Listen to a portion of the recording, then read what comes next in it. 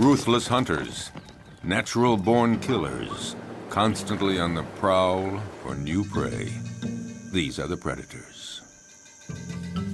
These killing machines are the rulers of the savannah. And yet, although they perform their violent acts every day, they take no pleasure in killing. Rather, it's to survive. For them, as for their prey, life is a daily challenge.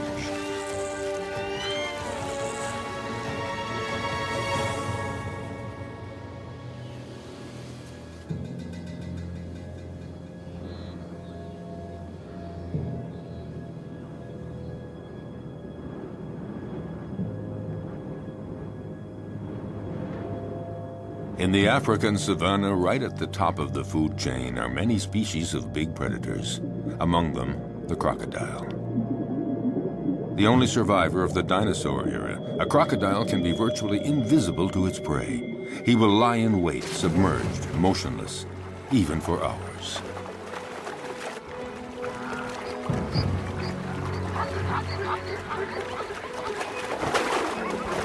Fearsome, discreet, wily, he is perfectly adapted to life in the water and has the sinister reputation as the most dangerous killer in Africa.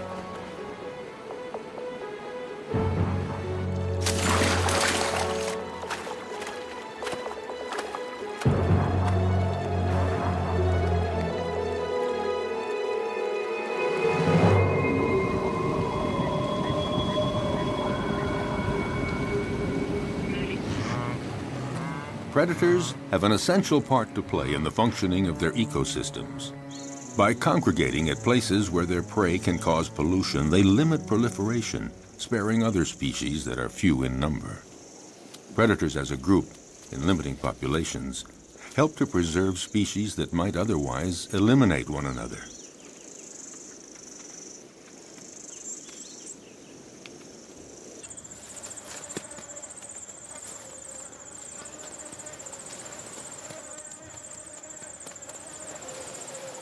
In the end, nature is well managed, because any given area always has just the number of predators it can handle, and no more.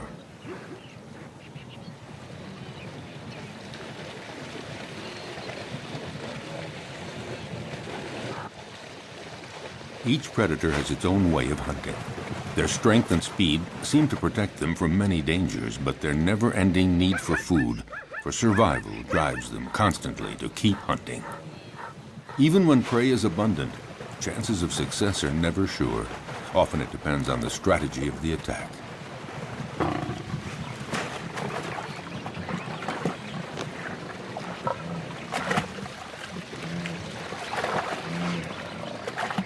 Seized at the throat, this gnu has no chance. The lioness's jaws have broken its spine.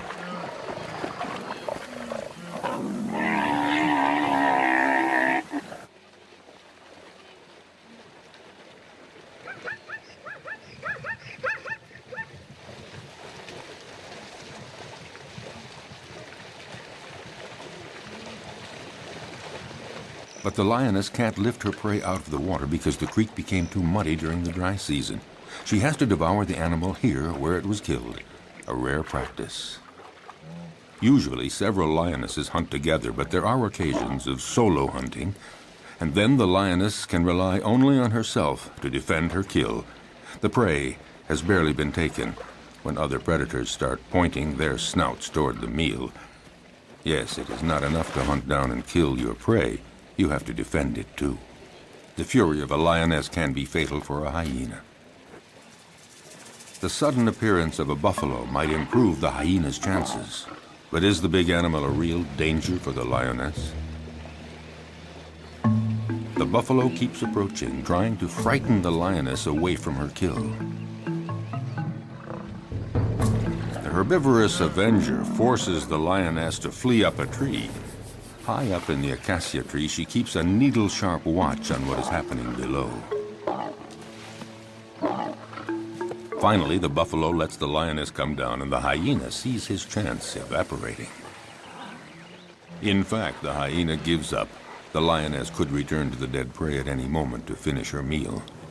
No, the hyena would rather try elsewhere, where a family of cheetahs is hunting in the area. At one point, the contest threatens to become fierce unless the hyena is content to be a little patient.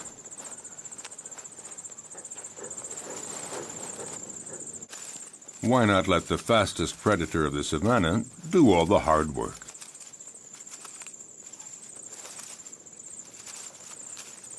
The female cheetah hunts alone because she can't count on her progeny. In this case, 3 teenagers. They're too young and too clumsy. Her hunting technique is simple. Just race to the prey as fast as possible and deliver a powerful swipe of the paw to throw the animal off balance. Once it's on the ground, the cheetah's powerful jaws sink teeth into the throat, and that's that. Once she sets off, there's no turning back. There is no room for error. Yes, this may be the fastest animal on Earth, reaching speeds of 100 kilometers per hour. That's 60 miles per hour. A gifted sprinter. But she soon runs out of breath and finds it hard to take the turns at high speed.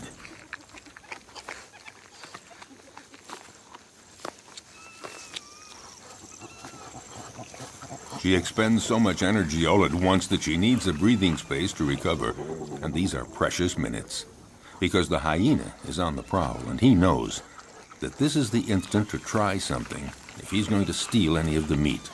The young cheetahs waste no time in munching off the first bits. The cheetah senses danger. But what can she do? These kids are too clumsy to make any sort of organized resistance.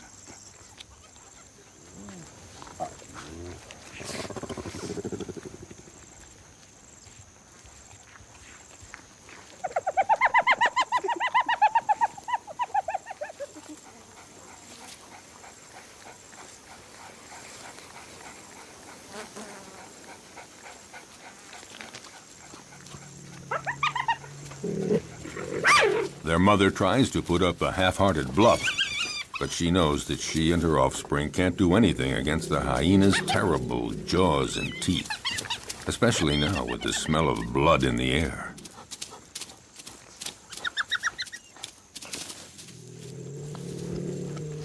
She doesn't even try to fight.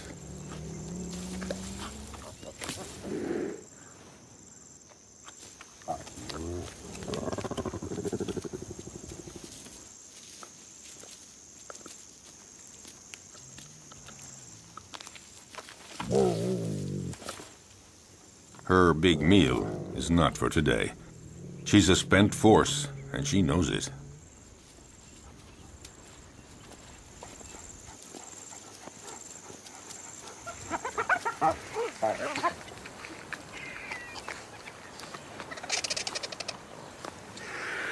The scent of blood draws many scavengers. They're not considered true predators because they eat animals that have already been killed by others. A real predator hunts down and kills live, fleeing animals.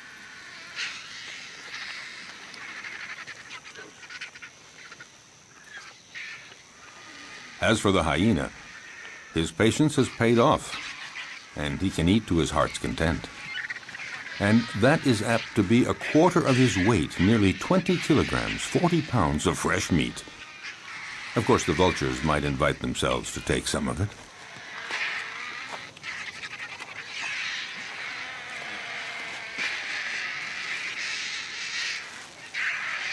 A jackal is prowling around, but he's no match for the hyena.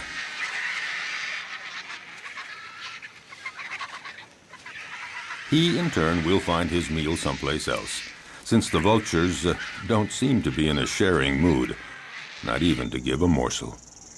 So he has to fall back on more modest prey.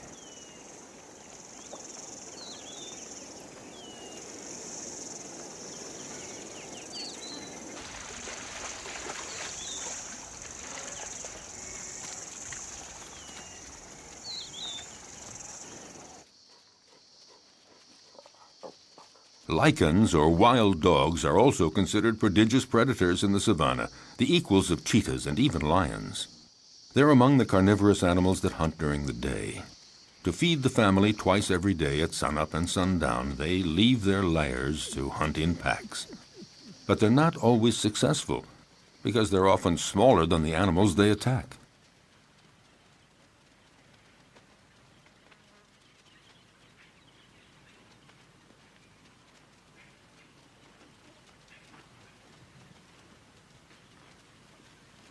These creatures are classified between the dog and the hyena, and they're sometimes called hyena dogs.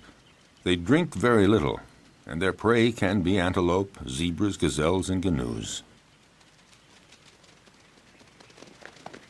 They're about the size of a big dog, but they're considered, perhaps, the most effective killing machine in the animal kingdom. They hunt in packs, like wolves.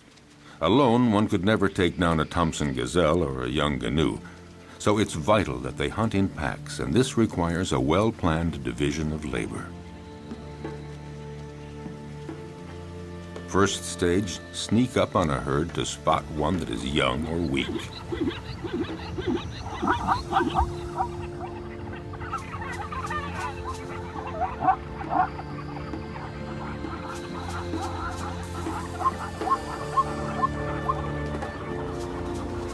Next, chasing down in relays.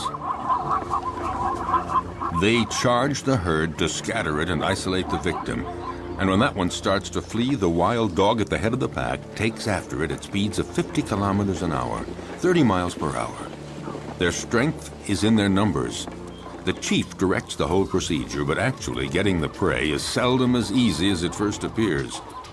They succeed in 2 out of 3 hunts. Zebras know how to defend themselves. Their hooves are hard horn, and they can use them effectively as powerful weapons against attacking predators.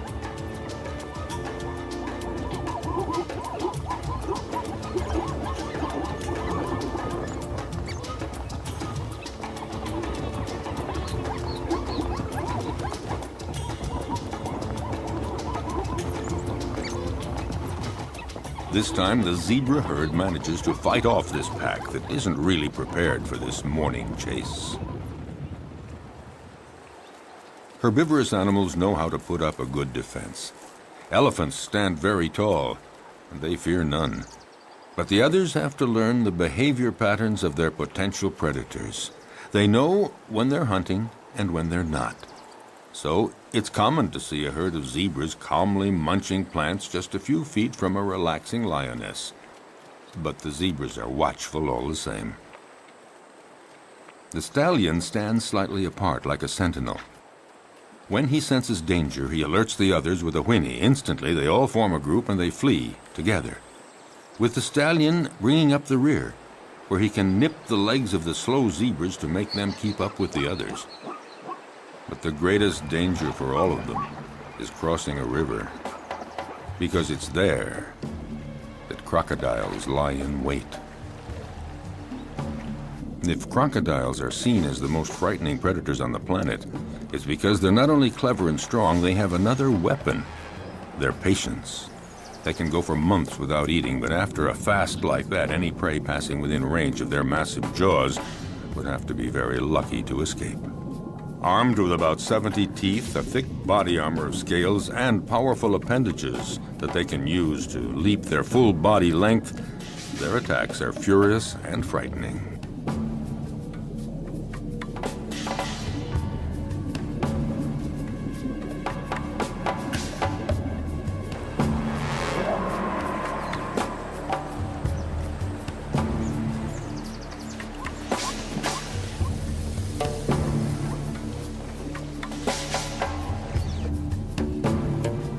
Their body submerged to surface level in a river or a pond makes them almost undetectable, just a part of the environment, until they surprise their victim.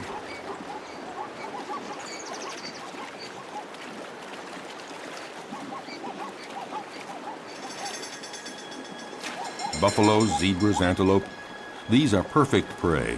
And slippery shoreline mud or steep riverbanks often make it hard for the prey to get away.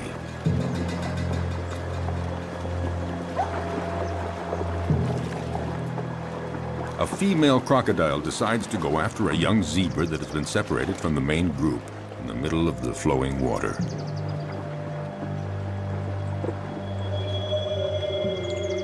It's not a fair fight. Alone, terrified and wounded in the river, the animal doesn't know where to go or how to get away.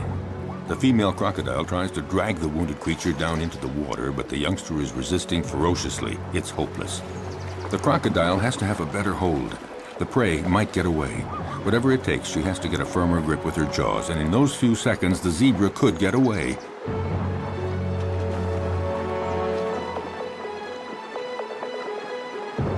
Suddenly, the vise is loosened. Instantly, the zebra takes advantage and breaks away, desperately climbing up the riverbank. Exhausted by the violent struggle to stay alive, the young zebra has to rest. But lions are always prowling along the river, seeking new prey.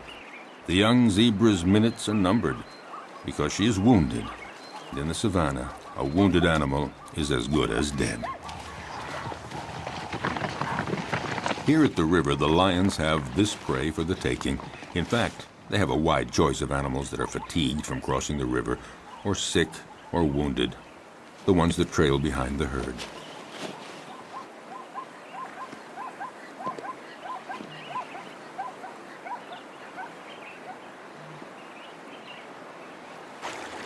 As for the crocodiles, they gather around the only crossing point for the animals.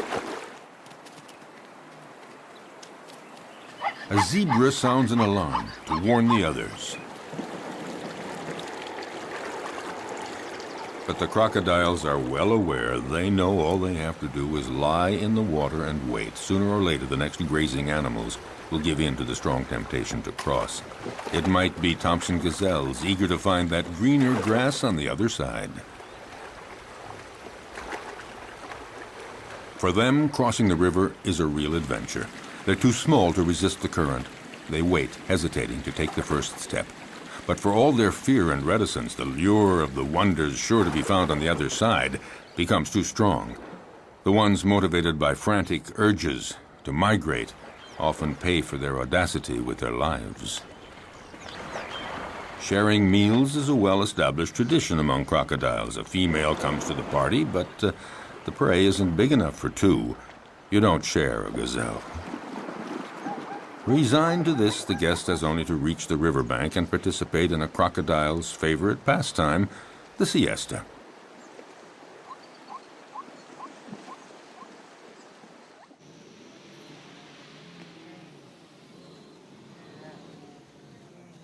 But during the mass migration across the Masimara Plains, danger comes not only from crossing the river, it lurks everywhere.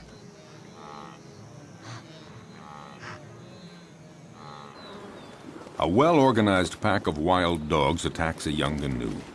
It's encircled and separated from the herd. The predators then go at it fiercely, relentlessly, showing no mercy. The canoe is exhausted. It's time for the kill. At one point, the animal nearly falls to the ground. One of the wild dogs seizes a hoof. And finally, the creature drops. Often, the attackers will hold the muffle of the prey tight until it stops all movement.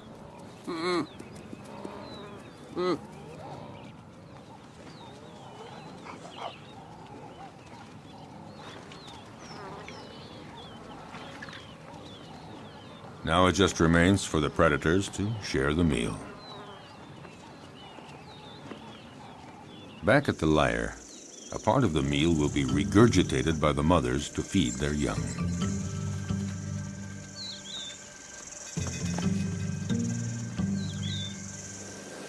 It may seem that predators are ruthless. They show no mercy at all.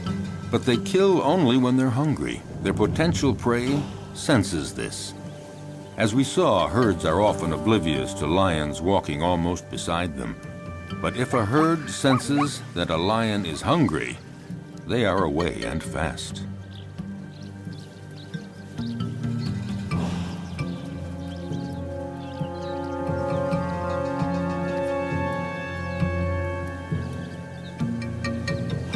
Yes, usually lions hunt in groups, or rather the lionesses hunt in groups.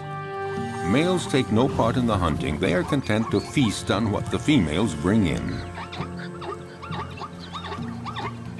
What lions like most are canoes and zebras, the slower animals that are easier to run down, not the gazelles and antelope. Actually, hunting any animal is always difficult.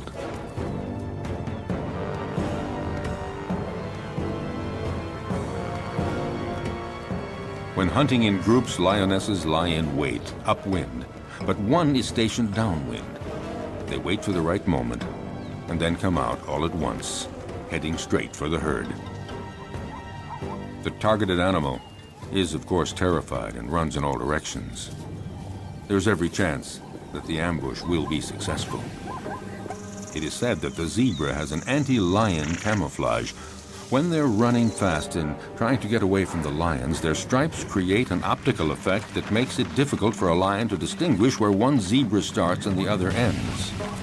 Unfortunately for the zebras, the effect isn't very effective.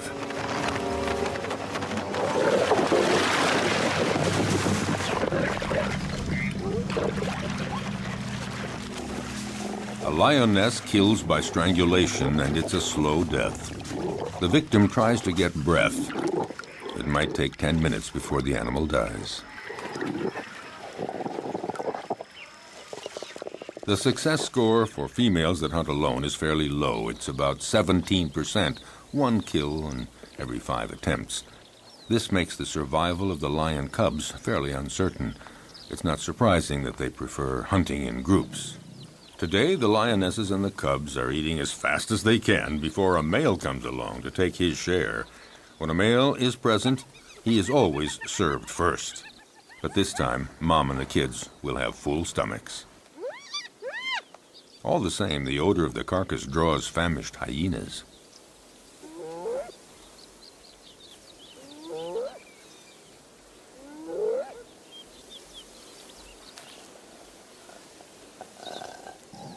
The banquet attracts envious neighbors. The hyena moves in closer, no doubt convinced that the moment has come to make his move. But the lionesses have no intention of letting him get away with it.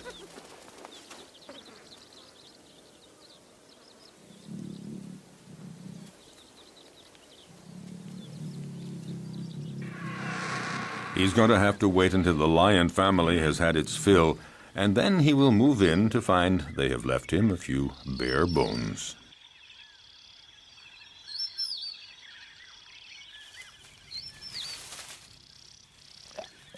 No, not much chance that the lions will leave much for the hyena. Well, if there's nothing here, the hyena has to resume a solitary quest. Why not seek out tender prey, fresh meat, for instance, an unsuspecting, defenseless baby cheetah? For out in the wild, hostile nature, the lives of the young, whether predator or prey, are often precarious.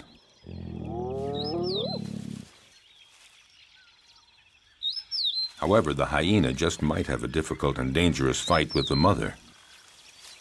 Intimidation, dissuasion, will he dare?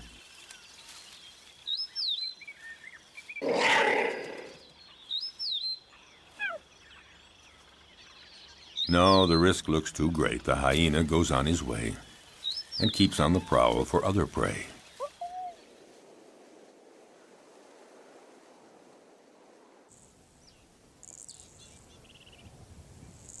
His courage seems to have deserted him for trying another attack. Off the hyena goes looking for any food to quell the pangs of hunger. Once the danger is over, the mother cheetah is required to leave her little ones and go off to hunt.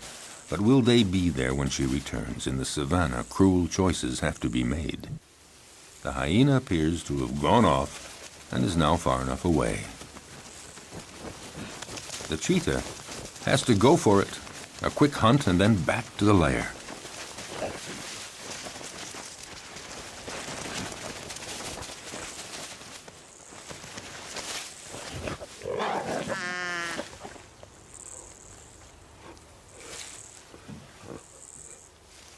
The hyena is watching all this. And a little too sure of itself, approaches the cheetah, certain to come out the winner.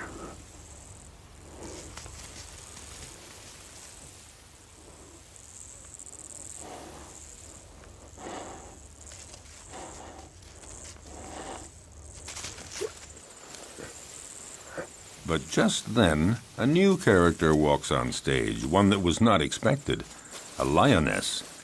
This one is really sure of herself and determined to turn the situation to her advantage. Nobody dares attack her. The hyena and the cheetah are left on their own.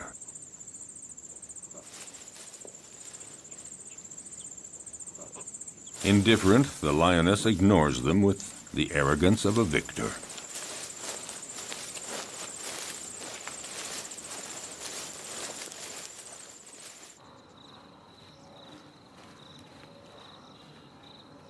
Vexed, the hyena, again, goes off to a safe distance. Out of breath, the cheetah isn't too sure that she'll have a meal today.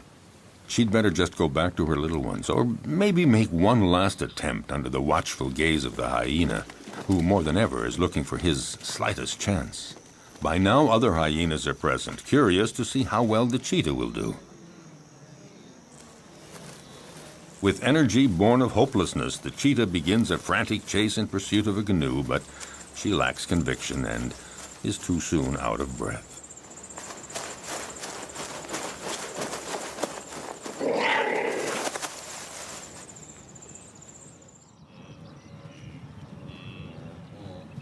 Even the gallery of watching hyenas doesn't think that she'll succeed.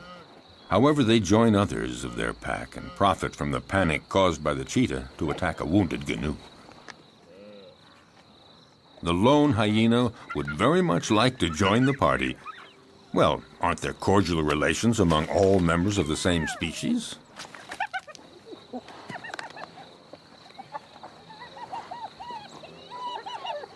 No cordial relations at all. A very strict social order determines relationships among individuals in groups of hyenas. The loner is not part of this group, so the dominant female directing the group chases him away in no uncertain terms.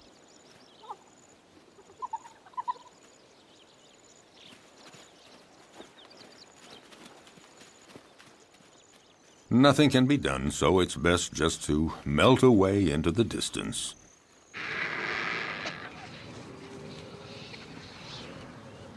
The dry season is drawing to a close, and carnivorous animals are finding less and less game, and they're growing weaker. The hyena has been walking for a week, looking for food, doing anything to blot out the terrible pangs of hunger. He has just about enough strength to stand up and return to his lair.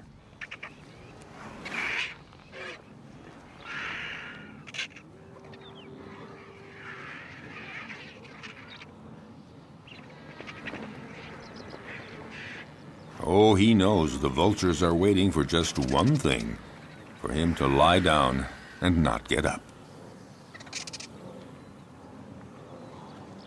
But hyenas belong to a species with incredible resistance. Gathering up all his strength, he sets off on his quest.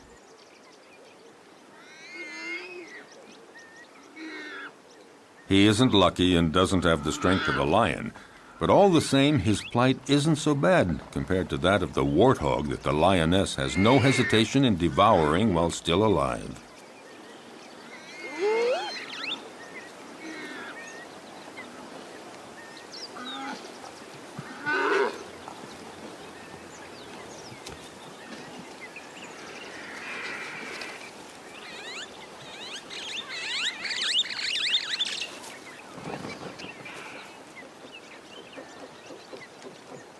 The hyena was right to wait around for a while. At last, there is a reward because the lioness leaves the warthog carcass after eating only the entrails. Finally, something to eat.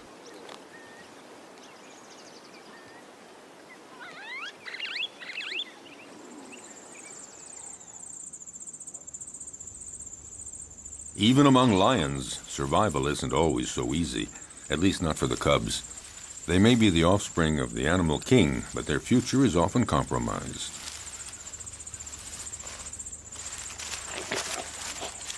Power and strength characterize the lion, but the cubs are vulnerable, and danger lurks everywhere, even within their own group. Actually, among the lions, everybody seems to be getting along with a certain intelligence. The females within a family are taking good care of the little ones. A female will submit to any sort of nuisance from the cubs, and will even take care of the ones that are not her own. So the females remain calm, but it's quite different with the males. They guarantee reproduction, and they protect the females and the cubs, but they can turn dangerous for the cubs. Unmindful of his tremendous strength, a male who's annoyed by a cub teasing him just might kill the youngster with a swipe of his paw. Lions like to live in a stable family group, and yet the young ones, especially the newborn, are always vulnerable. Prudently, a female about to give birth distances herself from the group and finds a lair where she can have her cubs. She wants to find a natural hiding place where hyenas and jackals and cheetahs can't get at the little ones, and to keep them safe from the male lions that might come to take them. A female may have as many as 6 cubs at a time, but only 1 in 5 will survive to adulthood. Cubs are most fragile during the first 20 months. Then they are young adults. The mother lioness has to leave her cubs in the hiding place and go out to forage for food, but she never knows whether when she returns she's going to find them dead or alive. Will they escape the prowling predators? The lioness is now isolated from her group, and she has to hunt alone. Her predatory hunting instincts have to overcome her maternal feelings.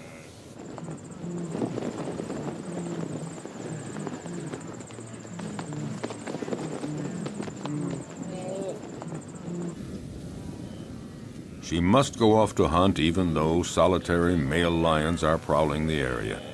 They pose an enormous danger for the newborn cubs. If a male lion discovers them, he will probably kill them at once. Time is of the essence. The female must get back as quickly as possible.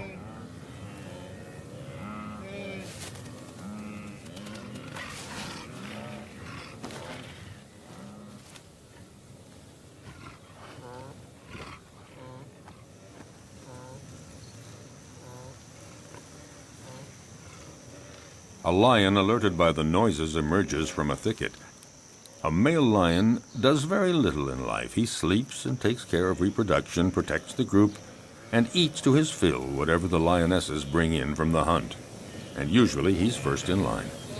The lioness is well advised to catch her breath quickly and start eating as much as she can to regain her strength before the male shows up.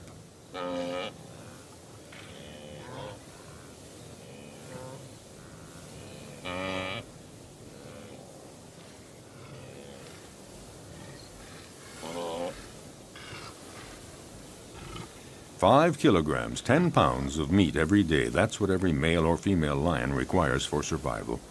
But one might eat up to 35 kilograms, 70 pounds, at a single meal. The effort has been so strenuous, the lioness has to recuperate for a good 10 minutes before feeling strong enough to begin eating.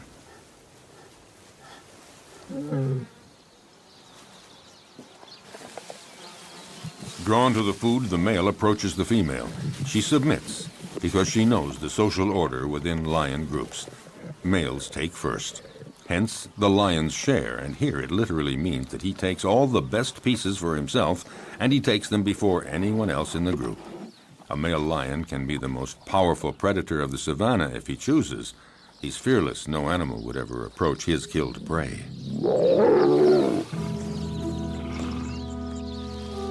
The lioness can only wait, resigned to the situation, and go off to her cubs.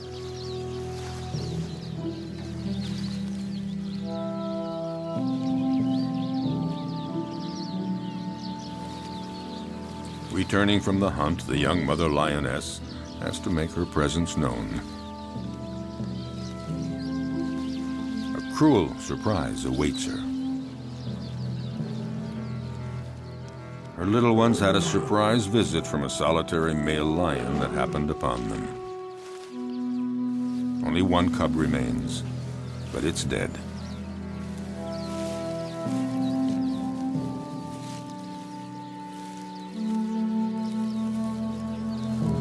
She takes it and wanders through the savannah for a long time.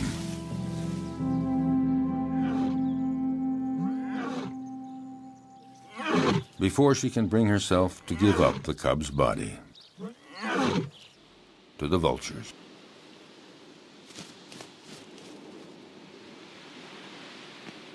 Accused of killing for pleasure, predators have incurred a bad reputation, and yet, for over half a century, many scientific studies have proven their usefulness.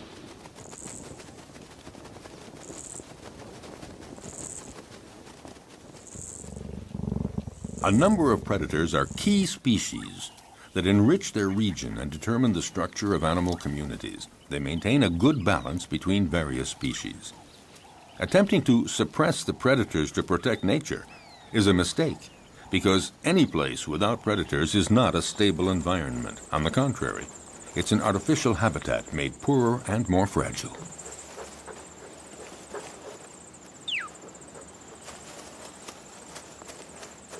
Following an implacable and ferocious law, by attacking the most vulnerable individuals, predators remove weak and sick animals from nature to the benefit of the stronger animals. For all that, the life of a predator is not so simple. Nature's implacable law applies to them too. A sick predator, one that is wounded or not very good at the art of hunting, will in turn disappear. Learning to be a good hunter requires a long period of instruction. For example, a female cheetah has to take great pains teaching her young to hunt, so they learn to recognize and stalk down their future prey. They have to be taught how to choose prey, sense all its reactions, and know how to get it. Most important, young cheetahs have to master the essential swipe of the paw that knocks running prey to the ground. As a rule, the cheetah is certainly a superb sprinter, but since they can't take the quick turns at high speed while running, they have to rely on striking their prey precisely and forcefully with one paw, throwing it off balance and dropping it to the ground. The students learn this by practicing on a young live antelope provided by their mother.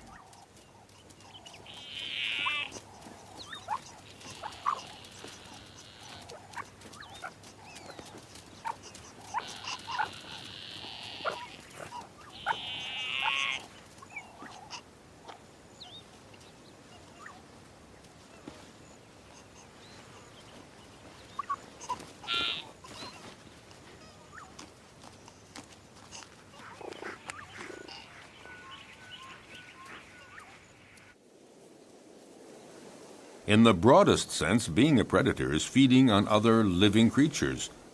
Under that definition, practically all animals are predators. It's just a matter of scale.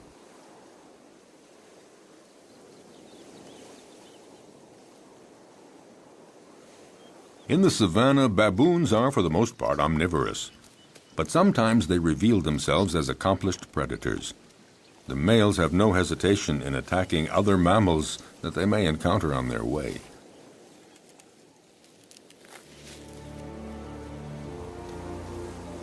They can be terrifying opponents. Their bite is awesome. A powerful dominant male has caught a small gazelle. He doesn't wait for the prey to die before devouring it, right in front of his underlings.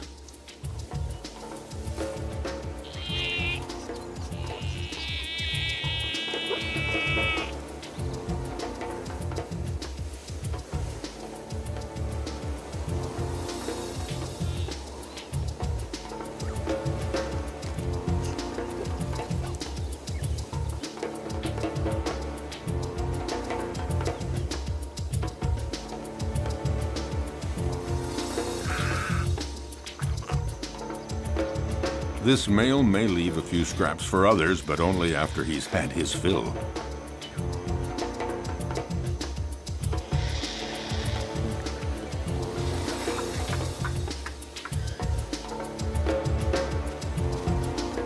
In the savannah, death is a part of everyday life.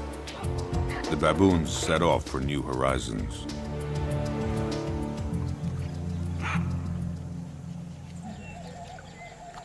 But predators are not limited to attacking weak herbivores. They devour other predators, and at every opportunity.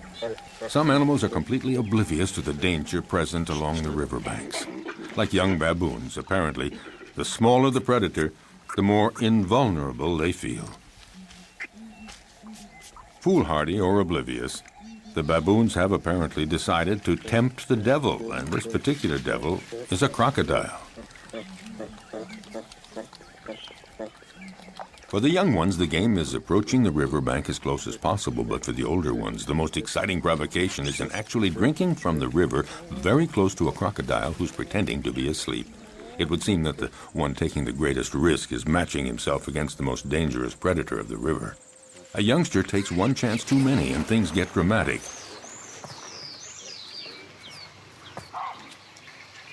The alert is sounded, but it's too late. The entire group looks on helpless, seeing the young baboon in the jaws of the hungry crocodile.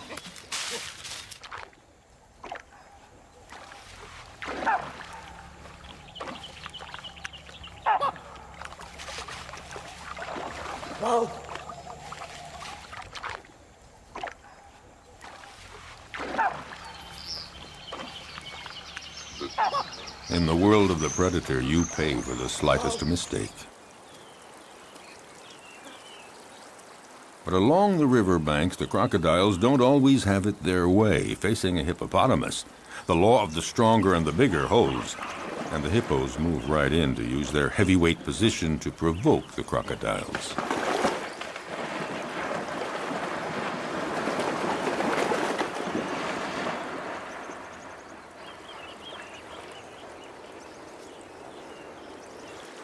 The hippos and the crocs live together in the river. The crocodiles may present no direct threat to the hippos, but all the same, they might go for a young, defenseless crocodile. Defending territory, provoking, hippos are quick to show disdain for the crocodiles as soon as they're big enough to intimidate them, and in response, the crocodiles feign indifferent. Even the youngest get in the game. On dry land, the adult crocodiles do their best to frighten the hippos.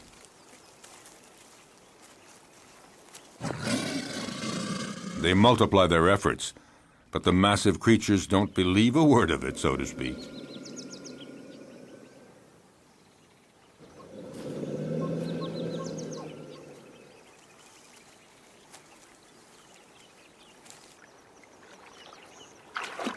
If duels between adults held on land seem not really dangerous for the combatants, it's not the same in the river, when the crocodiles are again in their preferred hunting ground.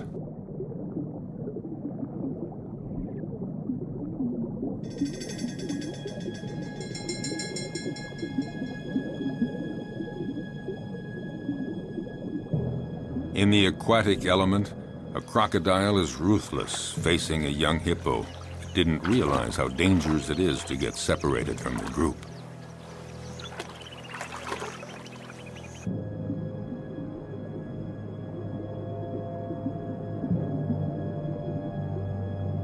Cunningly, the crocodile approaches slowly.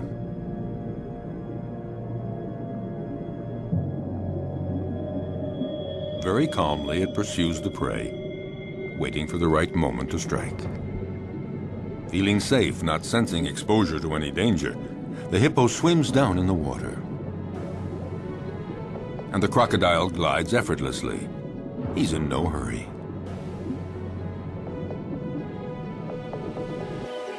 In this unequal pursuit, the two animals rise to the surface.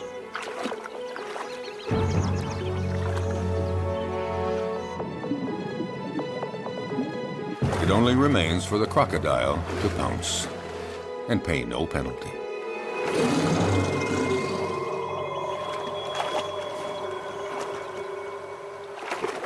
The only place to satisfy a thirst is in the river, and that's where every danger lurks. But nature isn't fair. Some risk everything, others face virtually no danger.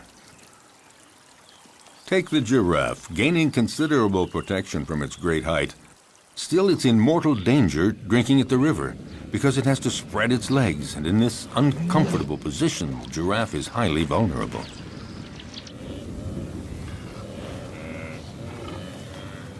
If there's no shortage of game here, it's because every year the migration cycle of the herbivores of Serengeti conducts 1.5 million gnus and countless other animals across the Masai Mara Plateau to Kenya. to spend the summer. Water holes and the whole environment provide predators with a happy hunting ground, and these meat eaters take full advantage. Nevertheless, the actual hunting is far from assured.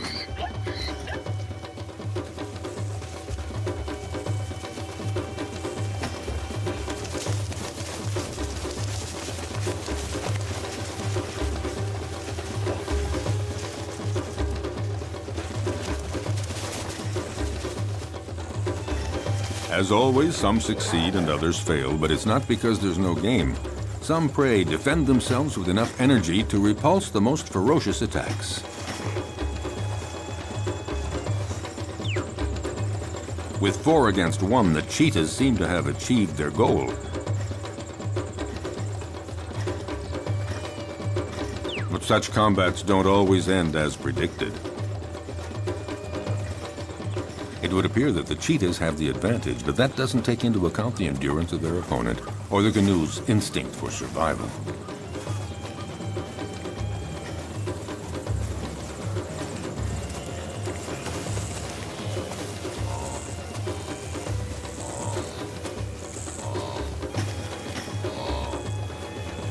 Despite the ferocious attack he has endured, will the canoe's stubborn refusal to give in result in his eluding his attackers?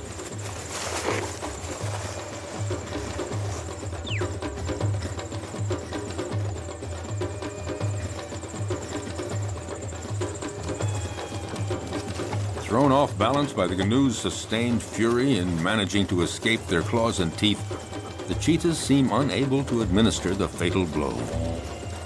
Suddenly, in an astounding burst of energy, against all odds, the canoe does manage to escape from all those predators. Totally exhausted by all this, the cheetahs give up.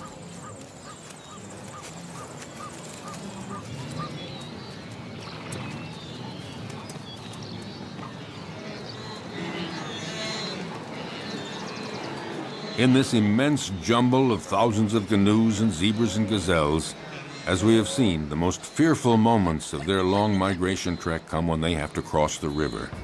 But paradoxically, if it's their great number that attracts predators, it's also their massive numbers that provide their best defense against the feared crocodiles.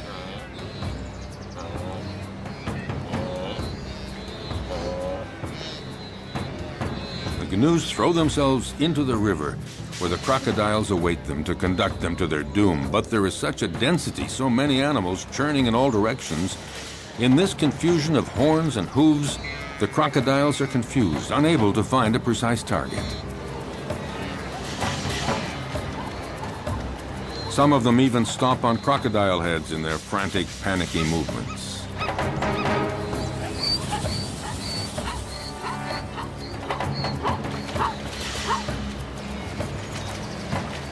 This superabundant flow of animals disorients the predators, but any animals that stray from the central melee, any out on their own, are instantly victims of ferocious crocodile attacks.